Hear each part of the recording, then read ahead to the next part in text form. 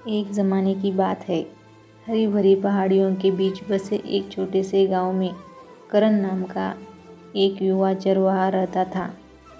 करण अपने दयालु स्वभाव और सौम्य भावना के लिए जाना जाता था और वह बकरियों के झुंड की देखभाल अत्यंत समर्पण और प्रेम से करता था। गर्मी का मौसम चल रहा था। एक दिन जब करण बकरियों के झुंड को एक चमचमाती नदी के किनारे चराने के लिए ले गया, तो उसने नदी के किनारे बैठी एक युवा महिला को देखा। उसकी आंखें उदासी से भरी थी। उसका नाम संजना था और उसने हाल ही में एक दुखद दुर्घटना में अपने परिवार को खो दिया था।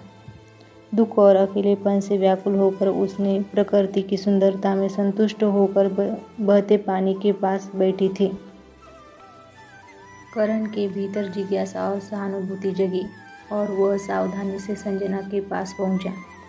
प्यारी मुस्कान के साथ उसने उसे दयालु भावना से उसकी उदासी का कारण पूछा और उसके बोलने का इंतजार किया। उसकी वास्तविक चिंता से प्रभावित होकर संजना ने उससे खुलकर बात की। अपने दिल का दर्द और उस खालीपन को करण के साथ बांट दिया जो उसके जीवन को निगल रहा था। करण ने सांत्वना और समझदारी के शब्द पेश करते हुए ध्यान से सुना। जैसे जैसे दिन हफ्तों में बदल गए, करण और संजना का रिश्ता और मजबूत होता गया। उन्होंने कहानियाँ, सपने और हंसी एक दूसरे के साथ बांटते हुए अनगिनत घंटे एक साथ बिताए। एक दूसरे की संगति में उन्हें सांत्वना और आशा की एक नई भावना मिली। उन दोनों के बीच किसी खूबसूरत फूल की नाजुक पंखुड़ियों की तरह प्यार पनपने लगा। हालांकि उसके प्यार को एक दुविधा का सामना करना पड़ा। करण ने अपना जीवन बकरियों की देखभाल के लिए समर्पित कर दिया था और वह उन्हें पीछे छोड़ना बर्दाश्त नहीं कर सकता था। दूसरी ओर संजना गांव की उन दर्दनाक यादों से दूर एक नई शुरुआत की चाह रही थी जो उसे परेशान करती थी।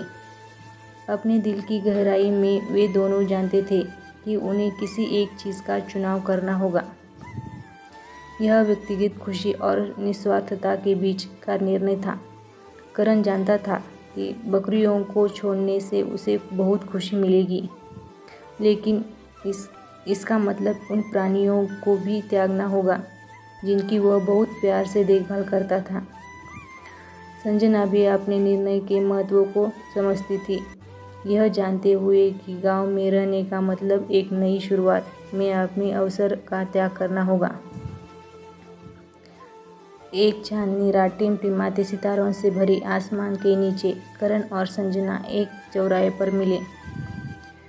उन्होंने एक दूसरे का हाथ पकड़ रखा था। उनकी आंखें और प्यार कोमलता से भरी थी। इस प्यार भरे माहौल में करण ने धीरे से कहा, मेरी प्यारी संजना, मैं तुम्हें दुखी नहीं देख सकता। मैं हमारे प्यार और तुम्हारे सपनों को एक साथ लाने के लिए एक योजना बनाऊंगा। करण की अटूट प्रतिबद्धता से प्रभावित होकर संजना की आंखों से आंसू छलक पड़े और संजना ने भावुक होकर कहा, करण, तुम प्रेम और निस्वार्थ की प्रतिमूर्ति हो। अगर हमें साथ रहना है तो भाग्य हमारा मार्गदर्शन अवश्य करेगा। अपने दिलों को आपस में जोड़कर वे सावधान की तलाश में निकल पड़े। करण ने अपनी इस दुर्दशा के साथ संजना और बकरियां दोनों के प्रति अपने प्यार को बांटते हुए गांव के बुजुर्गों से मदद मांगी। साथ में उन्होंने एक योजना तैयार की जिससे करण को दिन में बकरियों की देखभाल करने की अनुमति मिल जाएगी और संजना के साथ एक शाम और रातें प्यार से बिताई जा सकेगी, जहां संजना पूर्णतः स्वस्थ और ठीक हो सकती थी और अपने जीवन का पुनर्निर्माण कर सकती थी। महीने बीत गए और गांव में एक उल्लेखनीय परिवर्तन देखा गया।